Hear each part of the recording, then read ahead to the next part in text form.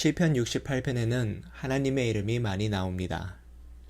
1절부터 6절만 보더라도 하나님, 여호와, 고아의 아버지, 과부의 재판장, 하늘을 타고 광야에 행하시더니 라는 하나님에 관련된 이름과 표현들이 나옵니다.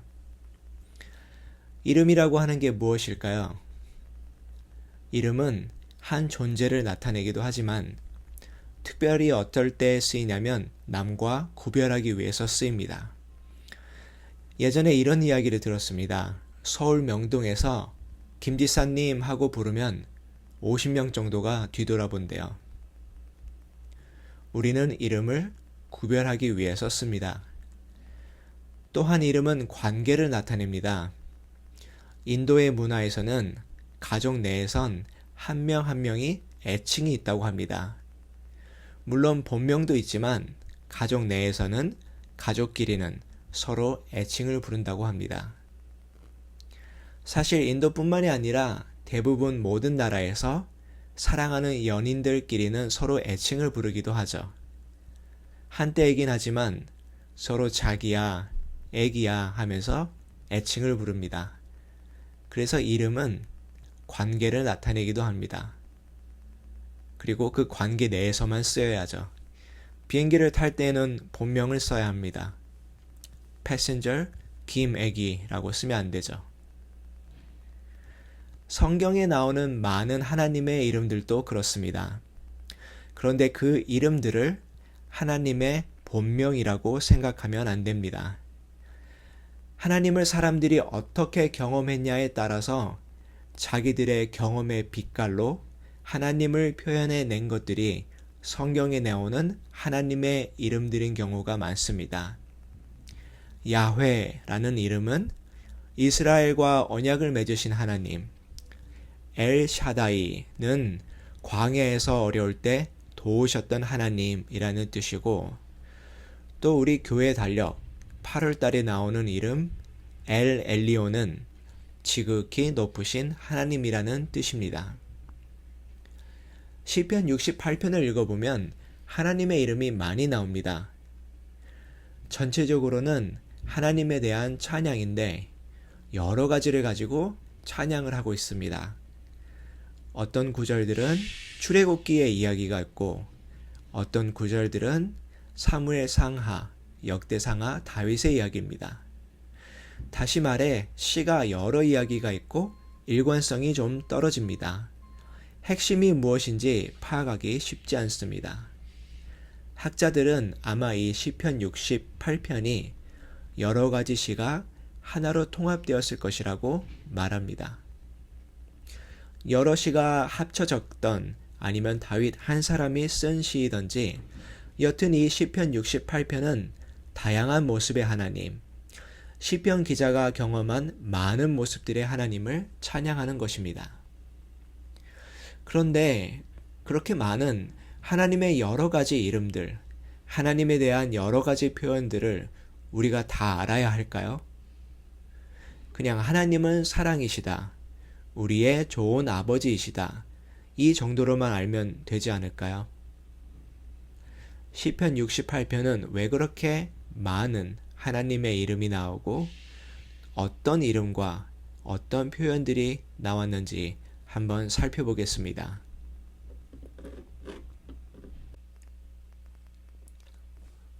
5절 말씀을 보면 그의 거룩한 처소에 계신 하나님은 고아의 아버지시며 과부의 재판장이시라 라고 말씀하고 있습니다. 왜 하나님을 고아와 과부의 하나님이라고 표현했을까요? 이 시편이 쓰여진 당시에는 고아와 과부는 사회에서 가장 약한 자들이었습니다. 그 당시 사회는 너무나도 성인, 남성 중시의 사회였기 때문에 고아와 과부는 아무것도 그들 스스로 할 수가 없었습니다. 그래서 사회 최약체인 그들을 하나님께서 그들의 아버지가 되어주시고 대변인이 되어주신다는 것입니다. 그 말인즉슨 이 시편 기자는 고아와 과부처럼 가장 약할 때, 가장 도움이 필요할 때 나타나셔서 아버지가 되어주시고 재판장이 되어주셨던 하나님을 경험했다는 것입니다. 조지 뮬러에 대해서 들어보셨을 것입니다. 평생 15만 명의 고아를 돌보았고 또 5만 번의 기도 응답을 받은 사람으로 유명합니다. 이 조지 뮬러가 1838년 초에 중병에 걸려서 고생하고 있던 어느 날 이 시편 68편에 나와 있는 고아의 아버지라는 말씀이 큰 글씨로 눈에 들어왔고 이 말씀에 감동을 받아서 그때부터 뮬러는 고아원 사역을 시작했습니다. 고아의 아버지라는 하나님의 이름이 조지 뮬러의 마음속에 들어간 것입니다. 다시 11절부터 18절을 보면 여러 왕들을 멸하시고 높은 산을 허무시는 하나님이 나옵니다. 12절 여러 군대의 왕들이 도망하고 16절 너희 높은 산들아 어찌하여 하나님이 계시려 하시는 산을 시기하느냐. 저는 예전에 왕 중의 왕이라는 표현을 그저 히브리식 표현, 성경에 나오는 옛 표현이라고만 여겼는데 요즘은 갈수록 왕 중에서도 왕이 있다는 그 표현을 절감합니다. 최근에 올림픽이 끝났는데 올림픽을 보면 세계 최고의 운동선수들이 모입니다. 거기에 참가한 선수들은 정말 한 명 한 명 일반인이 범접할 수 없는 아주 놀라운 뛰어난 운동선수들입니다. 일반인들과는 차원이 다르죠. 그런데 그 운동 실력자들 중에서도 그들이 모인 올림픽에서는 실력 차이가 확연히 드러난다고 합니다. 세계 최고의 선수들도 그 중에서 최고인 사람 앞에서는 넘을 수 없는 실력의 벽을 느낀다고 합니다.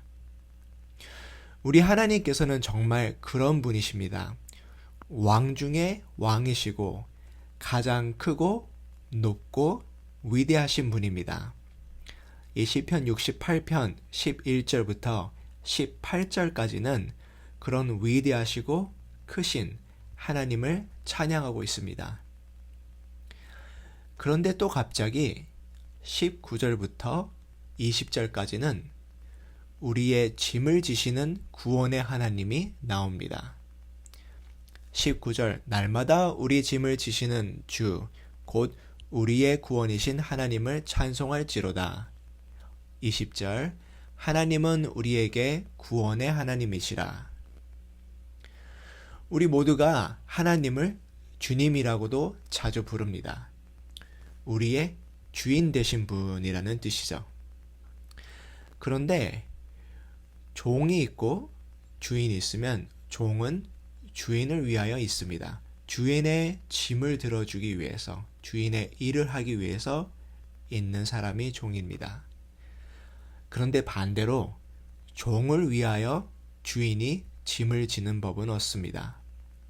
특별히 이 시편이 쓰였을 당시는 종은 사람으로도 취급도 않던 시절에 그 종을 위해서 주인이 대신 짐을 지어준다. 이런 주인이야말로 그야말로 사랑이 넘치는 주인입니다.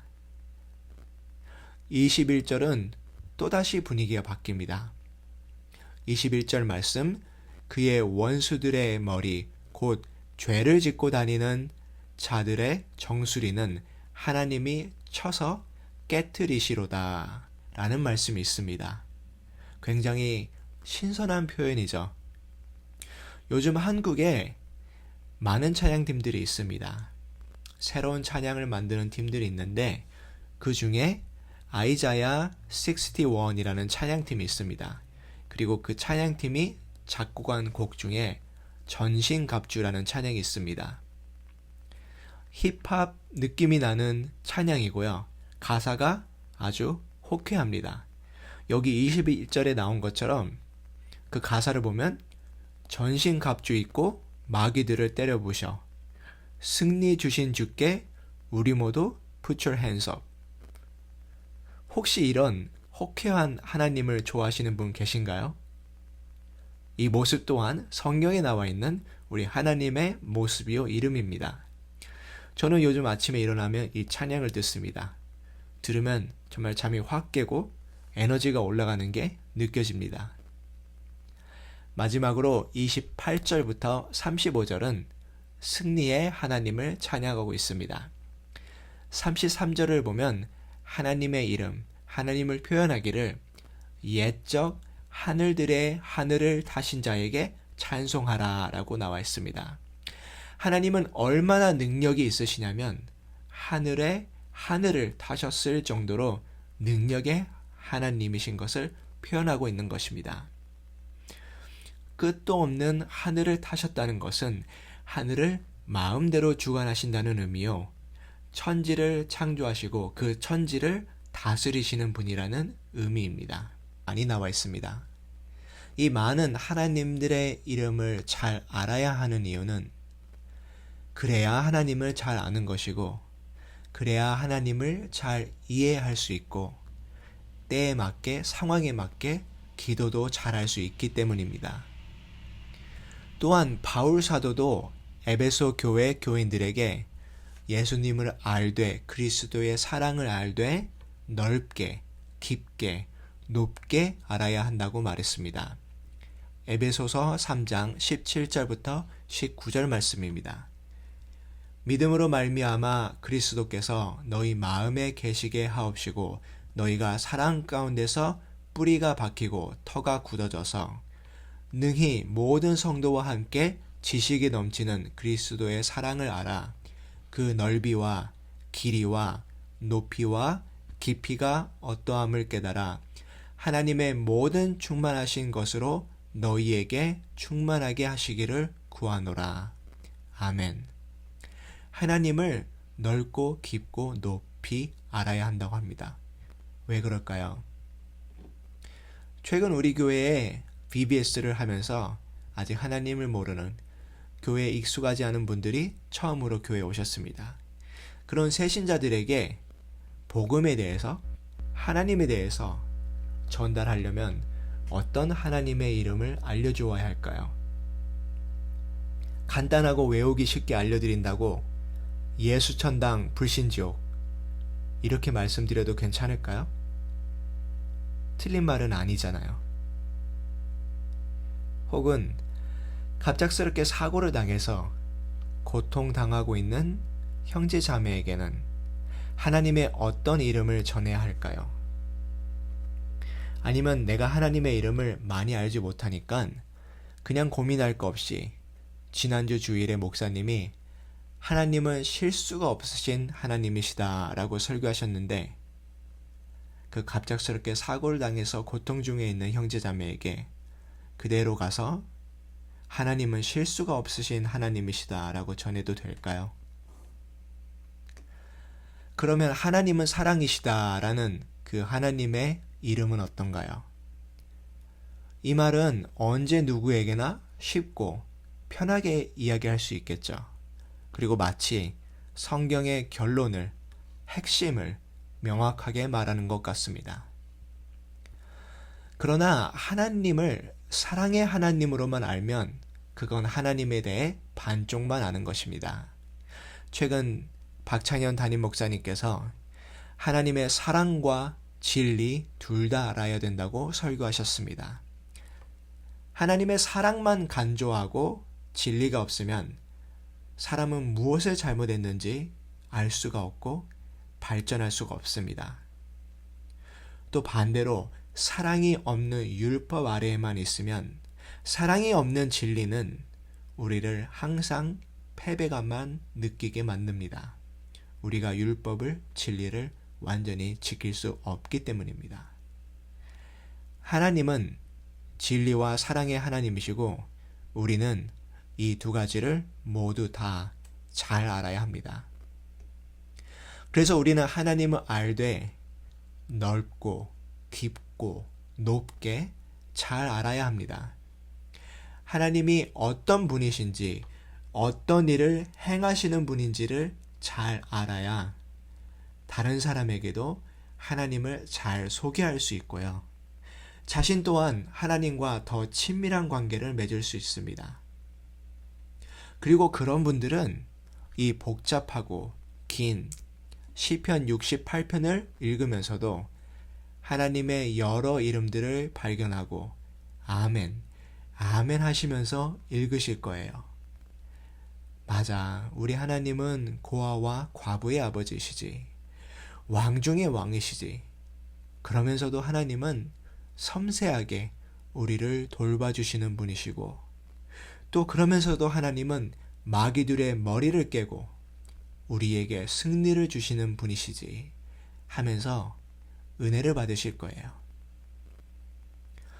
그런데 하나님을 그렇게 잘 알지 못하고 하나님을 너무 편협하게만 받아들이신 분들은 이 시편 68편은 그냥 어려운 시편, 너무나도 남의 이야기. 여기에 나와 있는 하나님은 다윗의 하나님이시지만 나의 하나님은 되지 못하는 것입니다.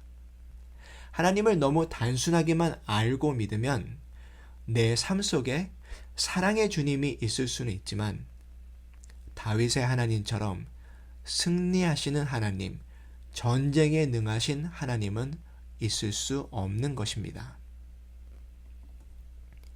그래서 우리가 하나님을 넓고 깊고 높게 알아가려면 어떻게 해야 하느냐? 먼저 말씀을 많이 잘 읽으시기 바랍니다. 하나님께서는 하나님을 예수님을 통해서 우리에게 보여주셨고 또 성경을 통해서 자신이 어떤 분이시고 어떤 일을 행하시는 분이신지를 우리에게 보여주고 계십니다.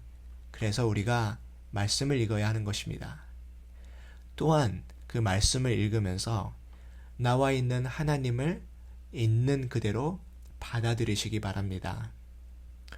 이게 무슨 말이냐 하면 성경을 읽다 보면 때로는 엄격한 하나님을 맞닥뜨리게 되고 나에게 점점 더 많은 헌신을 요구하시는 하나님을, 내가 하기 힘들어하는 일들을 요구하시는 하나님을 만나게 됩니다. 우리가 물건을 사러 마트에 가면은 가끔 세일을 하고 있을 때가 있습니다. 한국식 표현으로는 세일한다 그러고 디스카운트를 할 때가 있죠. 이 20% 세일한다, 이게 무슨 뜻인지 아신가요? 어느 개그맨이 방송에서 말하기를 20% 세일한다는 뜻은 내가 그 물건을 살 확률이 20% 올라갔다는 말이래요. 어떤 물건이 50% 할인한다? 그러면 전혀 살 생각이 없었는데 갑자기 내가 그 물건을 살 확률이 50% 올라간대요. 사람의 마음이 그렇죠. 때로는 우리가 필요한 물건도 그렇게 세일할 때까지 기다립니다. 사실 이거는 현명한 소비인데 문제는 크리스찬들이 교회에서도 그런 모습을 보인다고 합니다. 하나님을 100% 하나님 그대로 받아들이지 못해서 내 수준으로 내려오실 때까지 기다린대요. 100%의 그대로의 하나님은 받아들이기 너무 힘들어서 내가 편하게 받아들일 만큼 내려오시기를 20% 디스카운트 된 하나님, 50% 디스카운트 된 하나님만 받아들인대요. 이 말씀을 들으시는 모든 성도님들은 내가 좋아하는, 내가 편하게 느끼는 하나님만 나의 하나님으로 받아들이시는 것이 아니라 성경에서 보여주시는 그 모든 하나님의 이름과 모습을 그대로 받아들이시길 바랍니다. 마지막으로 하나님이 때에 따라 요구하시는 다른 훈련들을 잘 받으시기 바랍니다. 이 놀라우시고 크신 하나님이 때에 따라서, 상황에 따라서 우리에게 다른 모습으로 다가오실 때가 있습니다. 저도 어렸을 때는 저를 길러주시는 육신의 아버지가 계셨고 그 당시에 하나님은 저에게 아버지 같은 하나님이셨습니다. 아버지가 하시는 역할이 뭐죠? 그 가족의 울타리가 되어주시고 보호하여 주시고 그 안에서 자라나는 아이들과 가족 구성원들에게 필요한 모든 것을 제공해 주십니다. 제가 어렸을 때 하나님은 아버지 같은 하나님이셨습니다. 그리고 이제 대학교에 들어가서 성인이 되려고 할 때에는 저에게 예전보다는 훨씬 더 규율과 진리를 가르치셨던 하나님이셨습니다. 제가 더욱더 성장하기 위해서, 잘 알기 위해서. 그런데 저는 말 안 듣고 놀기만 하다가 나름대로의 실패를 경험하고 주저앉자 또 그때는 나에게 치유하시는 하나님, 위로하시는 하나님, 회복시키시는 하나님으로 다가오셨습니다. 그리고 그 뒤에 하나님의 부르심을 받고 나서는 나를 훈련시키시는 하나님, 군사로 만들기 원하시는 하나님, 지금의 나의 삶에서 승리를 주기 원하시는 하나님으로 나타나고 계십니다. 하나님께서 우리에게 때에 따라 다른 모습으로 나오시고 때에 따라 우리에게 훈련을 주실 때 우리는 그 훈련이 힘들더라도 믿음으로 잘 이겨내야 합니다. 제가 요즘 느끼는 것은 우리들의 삶은 왜 이렇게 복잡한 걸까요? 우리들의 일상이 되게 지루하고 똑같은 일만 반복되는 것 같은데 사실 그 일상 안에서 일어나는 문제들은 하나같이 다 새롭고 어려운 문제들 뿐입니다. 그래서 항상 문제들은 새롭고 어렵기 때문에 그럴 때마다 우리가 영적으로 민감하고 지혜로워서 우리 상황에 딱 맞는 주님의 이름을 부를 줄 아는 우리가 되어야 하겠습니다. 이렇게 하나님을 많이 알고 넓게 알고 잘 알아야 하나님의 뜻에 따라 잘 살 수 있고 또 그렇게 기도해야 기도 응답을 잘 받습니다. 하나님을 잘 알고 또 하나님을 잘 전파하는 저와 여러분이 되시길 주님의 이름으로 축원합니다. 함께 기도하시겠습니다. 사랑과 은혜가 많으신 하나님, 공의로우시고 거룩하신 하나님, 인자하시며 너그러우신 하나님, 우리가 주님을 더 잘 알기 소원합니다. 하나님, 온 세상을 창조하시고 다스리시는 왕 중의 왕이신 하나님이 정말 내가 원하는 하나님이 되어주시기를 떼쓰는 것이 아니라 그 높고 위대하신 하나님을 그대로 받아들이고 오히려 우리가 겸손하게 순종하는 그런 자들이 될 수 있도록 도와주시옵소서. 또한 우리에게 은혜와 지혜를 주사 주님의 말씀 읽을 때 더욱더 깨닫게 하여 주시옵소서. 우리가 주님의 많은 이름을 알고 어떻게 주님이 일하시는지 알고 때에 따라서 주님의 이름을 잘 맞게 부르기를 기도하길 원합니다. 기도를 잘하는 우리가 될 수 있도록 인도하여 주시옵소서. 하나님을 잘 알아서 전도를 잘하는 우리가 되기를 원합니다. 하나님을 잘 알기에 축복받고 또 축복을 전하는 우리가 되기를 기도합니다. 오늘도 우리의 기도 제목을 가지고 주님 앞에 나와왔습니다. 이 기도들을 통하여 더욱더 주님을 알게 하시고 체험하게 하시고 만나게 하여 주시옵소서.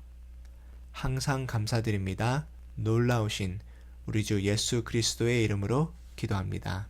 아멘.